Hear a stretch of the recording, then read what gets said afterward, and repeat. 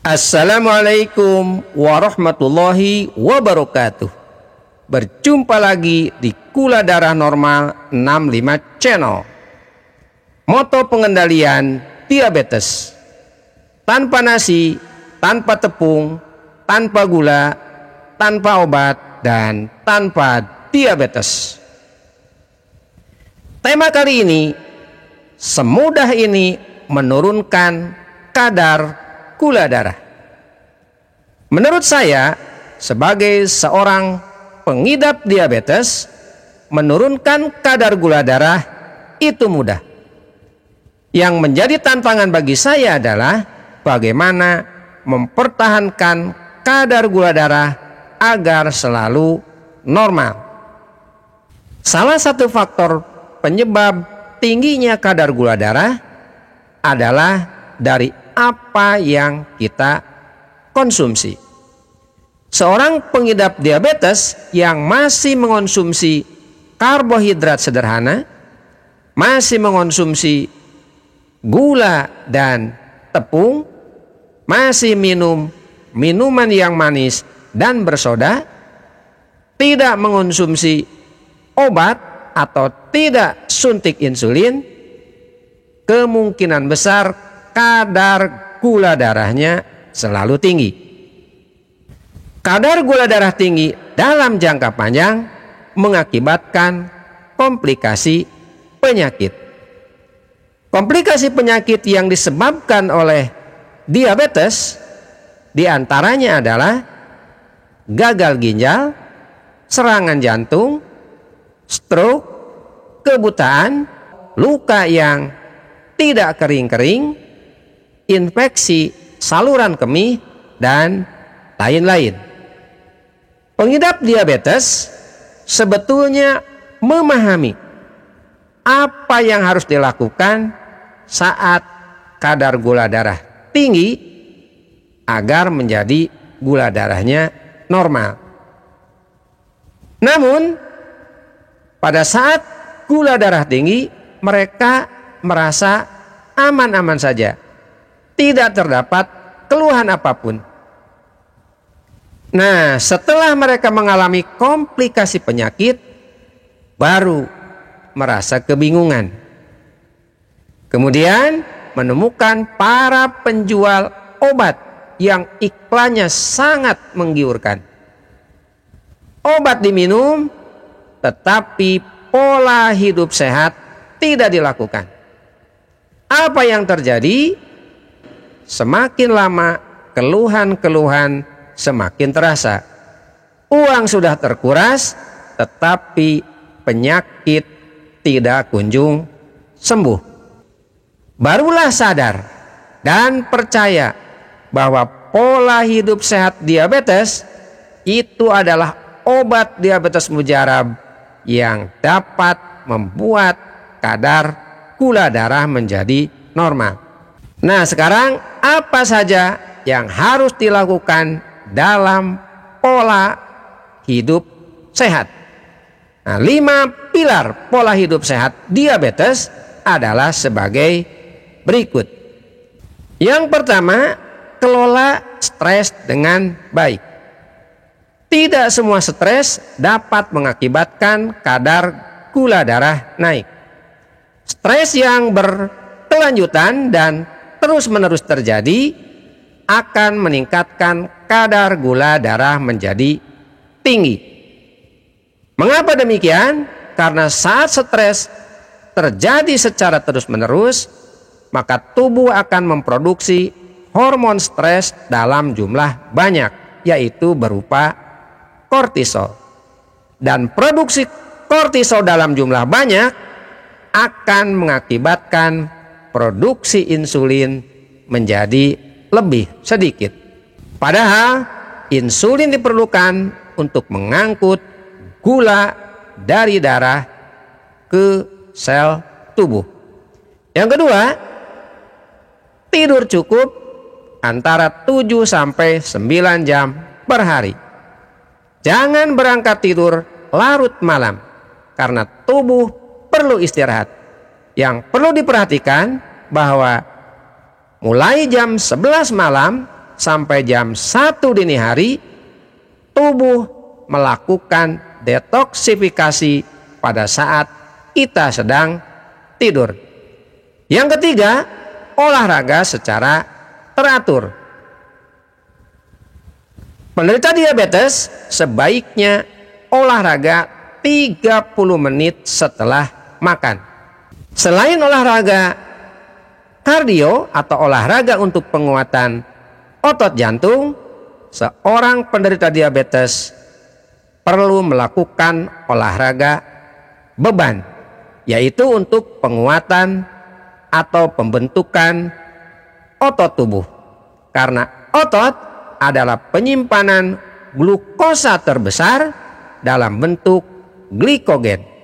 Dan glikogen merupakan energi cadangan yang sewaktu-waktu dibutuhkan oleh tubuh. Yang keempat, konsumsilah makanan rendah karbohidrat, tinggi protein, dan tinggi lemak baik.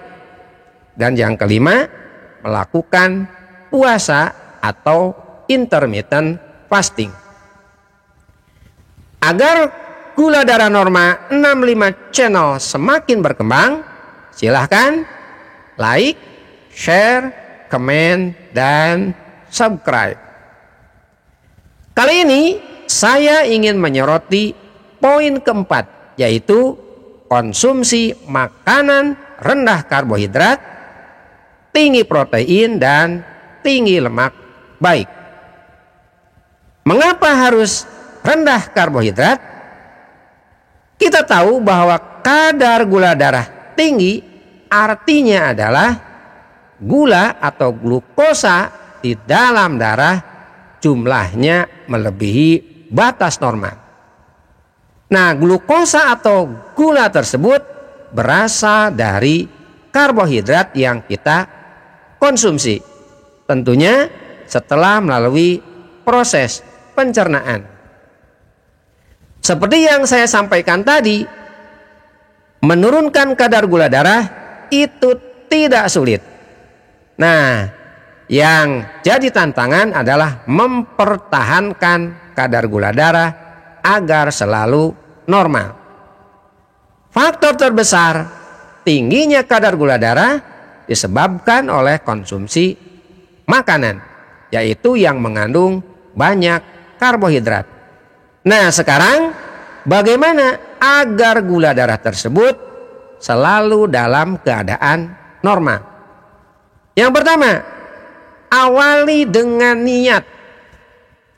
Niat yang kuat untuk merubah pola makan dari pola makan tidak sehat ke pola makan sehat diabetes. Niat yang kuat akan mendorong sikap kita untuk bertindak atau melakukan apa yang kita niatkan. Niat adalah motivasi yang datang dari diri sendiri. Semakin tinggi niat kita untuk mengubah pola makan, maka semakin tinggi pula perilaku kita untuk melakukan hal tersebut. Nah, bagaimana agar niat bisa kuat? Pahami betul tujuan yang akan kita raih. Seperti kita ketahui bahwa melakukan pola makan sehat diabetes tujuannya adalah agar gula darah normal. Dengan gula darah normal, kita akan terhindar dari berbagai komplikasi penyakit atau kita akan sehat. Jika sehat, kita akan beraktivitas seperti orang yang tanpa diabetes pada umumnya. Bisa beribadah dengan khusyuk. Selain itu juga, kita tidak ingin menjadi orang dengan kondisi sakit.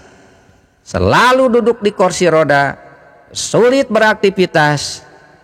Yang jelas, orang sakit itu tersiksa. Yang kedua, konsumsi makanan rendah karbohidrat. Konsumsilah karbohidrat kompleks yang terdapat dalam sayuran dan buah-buahan, kacang-kacangan, dan polong-polongan. Jumlah karbohidrat yang kita konsumsi tidak lebih dari 150 gram per hari, atau kurang lebih 50 gram per sekali makan. Yang ketiga, konsumsilah makanan yang memiliki indeks glikemik rendah dan memiliki kandungan karbohidrat rendah. Makanan yang memiliki indeks glikemik rendah berarti makanan tersebut tidak mempercepat kenaikan kadar gula darah. Makanan yang memiliki indeks glikemik rendah dan memiliki kandungan karbohidrat yang rendah, maka beban glikemiknya pun rendah. Jika beban glikemik dari suatu makanan rendah, maka makanan tersebut memiliki efek yang rendah di dalam meningkatkan kadar gula darah. Yang keempat, hindari minuman manis dan bersoda. Yang kelima, hindari makanan yang mengandung gula dan tepung, termasuk makanan yang mengandung gula alami seperti buah-buahan yang terlalu manis. Yang keenam, hindari makanan yang berasal dari nasi dan umbi-umbian. Yang ketujuh, konsumsilah makanan yang tinggi protein dan tinggi lemak baik, atau tinggi lemak tak jenuh, seperti ikan, ayam, telur, kacang-kacangan, polong-polongan, dan jenis buahnya seperti alpukat. Itu yang bisa saya sampaikan. Semoga bermanfaat. Terima kasih. Assalamualaikum warahmatullahi wabarakatuh.